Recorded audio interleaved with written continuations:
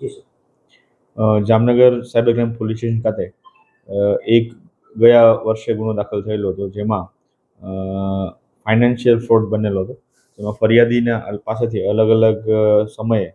પોતે આરોપી દ્વારા પોતે ફાઇનાન્શિયલ ટ્રેડિંગ એડવાઇઝર હોય એ રીતની ઓળખ આપી, પોતાની ખોટી ઓળખ આપી અને એક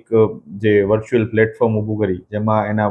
ફરિયાદીના પૈસા ઇન્વેસ્ટ કરાવડાવી અને વર્ચ્યુઅલ પ્રોફિટ બતાવી ફરિયાદી પાસેથી અલગ અલગ સમયે કુલ 1,87,407 પોતાના એકાઉન્ટમાં લીધેલા હતા। જે બાબતની ફરિયાદ અગાઉ cyber crime police station Jamnagar ખાતે લેવામાં આવેલી હતી અને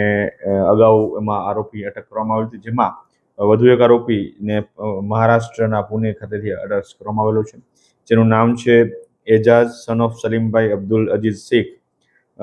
ને વાળાને પુણે ખાતેથી અરેસ્ટ કરીને હાલ આગળની પોલીસ કસ્ટડી માટે રિમાન્ડ માટેની તજવીજ ચાલુ છે। આ આરોપીની મોડસ ઓપરેન્ડી એવી હતી કે જે વર્ચ્યુઅલ વેબસાઇટ બનાવવામાં આવી છે, એના દ્વારા પોતે